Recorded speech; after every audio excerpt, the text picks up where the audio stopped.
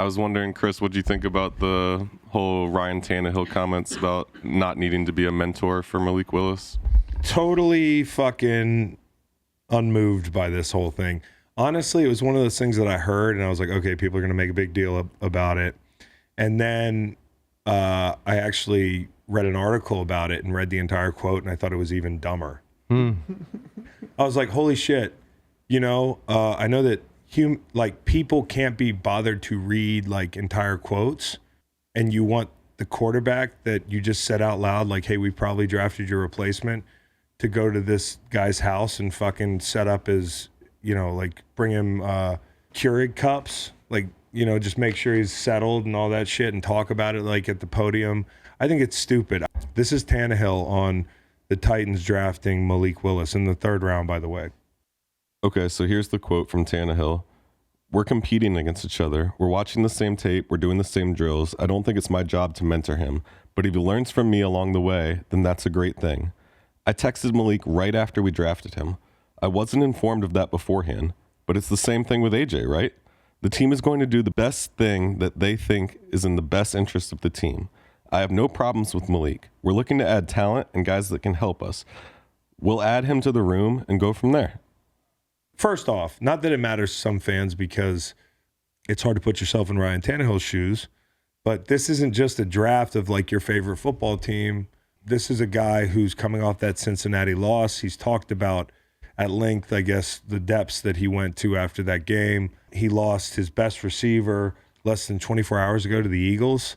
They've got to depend on a rookie instead. It's not like their receiver room's that great. And he's 34 years old or whatever he is. Like, time is ticking for Ryan Tannehill. So he didn't wake up the day before knowing that A.J. Brown was for sure going to get moved.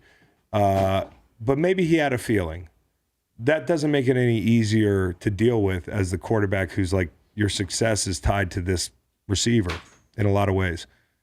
He definitely had no idea they were going to draft Malik Willis on whatever day it was, Friday, right?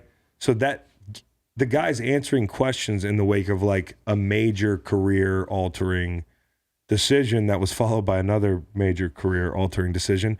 And honestly, I don't think he did a bad job. I don't. When I was a rookie, James Hall didn't talk to me for like a year, dude. He was the guy that, you've met Jay Hall. Mm-hmm. You both met Jay Hall probably now because he's one of my best friends that I play with, but he didn't talk to me probably for a year. Like, other than, hey, James, like, absolutely, I need the call right now. Then I'm going to give you like a grunt or something. But Jay Hall wanted to make me earn it.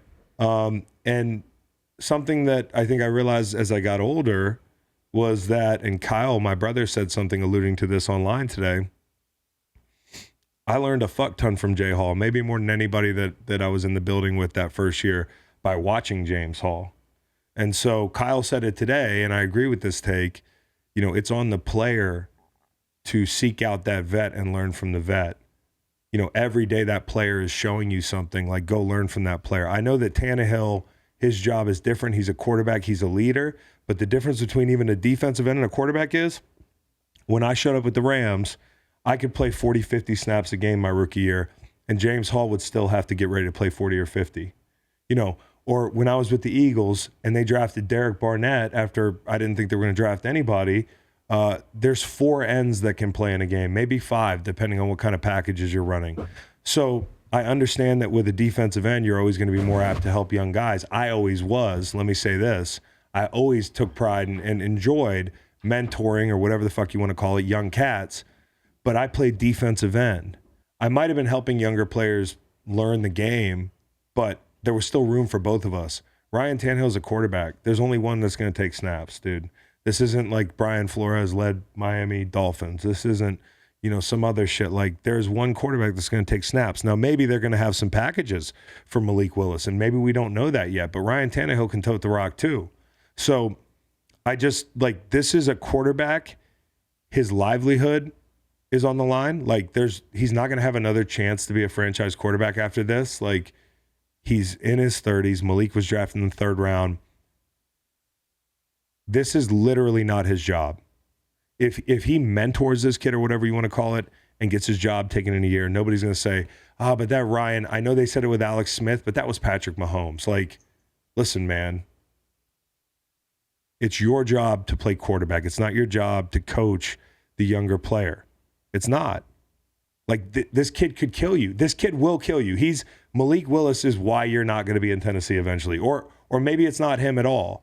But in case he is, why would you speed that up until you know, maybe right out of camp, that, hey, I'm the starting quarterback this year. Now I can start really helping this kid. There's plenty of opportunity to learn from Ryan Tannehill short of that date. So that's my take on it is, this is fucking ridiculous. Kurt Warner saying he'd mentor any quarterback. You know, the DMs are open. That's cool, man. Like, and certainly guys are I could easily step up right now and be like, and get all high and mighty and be like, I helped Derek Barnett. I helped Robert Quinn. I helped, you know, all these kids and an untold amount of kids that I was nervous about taking my job. I helped them. I could be all high and mighty like that, but I'm not going to do that because I also understand that you know, Kurt Warner knows the nature of this beast. He knows. And that's also his right if he wants to be like that. But it's also Ryan Tannehill's right to protect his right to feed his fucking family because that's what's on the line. Ryan Tannehill says that he can help us. Ryan Tannehill said if he learns from me along the way, that's great. But he's just not going to go out of his way to be his fucking like big brother. Like it's the NFL, dude. I like your take. It's a matter of semantics. Yeah. He could have answered the question better. Will you give me that? Yeah, he might have been able to lead with a different part of his statement, I guess, but like, and what he are might we even be arguing saying, he might even be saying, and just said it incorrectly, like he doesn't need my mentorship. Right. He's going to help us. Right. He should have stuck with he's going to help us. Can't wait to meet him. Text him right away. That's right. Let's get to work. Instead, he did it's not my job. A little Charles Barkley throwback to Chuck. I'm not a role model. But again, Chuck ultimately has been in a lot of ways a role model. He just doesn't have to like say it out loud. And part of it is you just got that shitty news that's objectively shitty. People that want him to help Malik Willis, if those people think anything of Malik Willis, you're asking Ryan Tannehill to accelerate his own death in that organization. Yeah. It makes no sense to me to get mad at Ryan Tannehill about this. You could say you wish he was a little bit like more flowery about it, but fuck, dude. Yeah, I mean, imagine if somebody put a microphone right in front of you right after Robert Quinn was drafted or right after BG was drafted. Right. You know, like the words might not have come out of your mouth that exactly matched what you eventually did for those guys. We put FIFA on real quick after that Robert Quinn No pick. question. But you know what I did? I did reach out to Rob, and I reached out to, once I found out he played opposite side of me. But like, you think I was going to, hey, welcome to the team. Hey, escort me into free agency. Like, please do that. Like, no. Listen, Tannehill's going to be a good vet. He's not going to be a bad guy about it. He didn't say anything groundbreaking. He just said that he's not going to mentor somebody, which also, the word mentor, what do you associate with mentor? Like somebody that spends all their fucking time with somebody. So I totally get kind of some people being shocked that everybody's not going to be like, I don't know who. Will Grier, the Panthers drafted Will Grier in the 3rd round coming off of Cam Newton's like MVP year or whatever it was. And people are like, this is how he should be. Well, fuck me, dude. How different are those situations, bro? The reason you weren't in the next playoff game was your quarterback last year.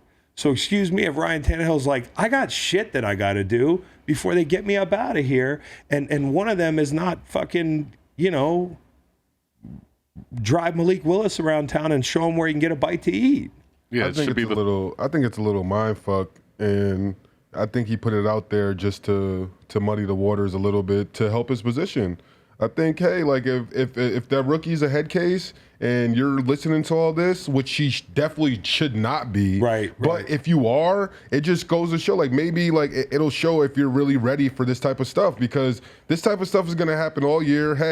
Hey guys, just like you said, I know we picked you to push me out of here, so I'm going to throw everything I can out there to keep my spot on this honestly, team. I was thinking about that, like Ryan Tannehill, if he was like, I know what this is going to, because you know now with the way people, I'll tell you what, the timeline and the people receiving this stuff and talking about it, like first off, there's nothing fucking going on right now. That's half the reason we're talking about half of what we're talking about. So you know this quote's going to blow up. I mean, somebody says this in some regard, like every year. It just is a slow week, and Tannehill's getting blown up. But the people acting all offended on behalf of football players about this some of these people are the rudest, most fucking like aggressive people online. And then Ryan Tannehill says, I don't want to help a kid take my job. And people act like you kicked their dog, dude. But I mean, this generation is so fucking rude, but so fucking pussy at the same time, dude. Wasn't everyone mad at Brett Favre that like he didn't take Aaron Rodgers really under the wing like that?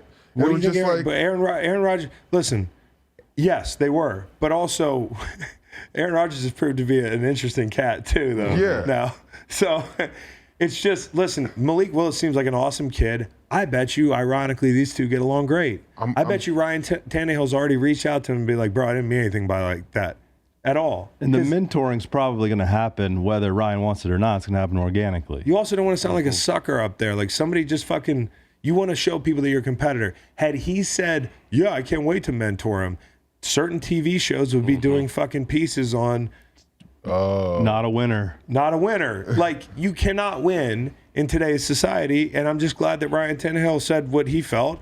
And anybody calling him a bad guy about that just doesn't know, or I disagree with. I'm sure there's a player or two out there complaining about it, but I bet you're getting caught up in the slow news week. Willis, quarterback fit in your room? Yeah, I was wondering where you're going.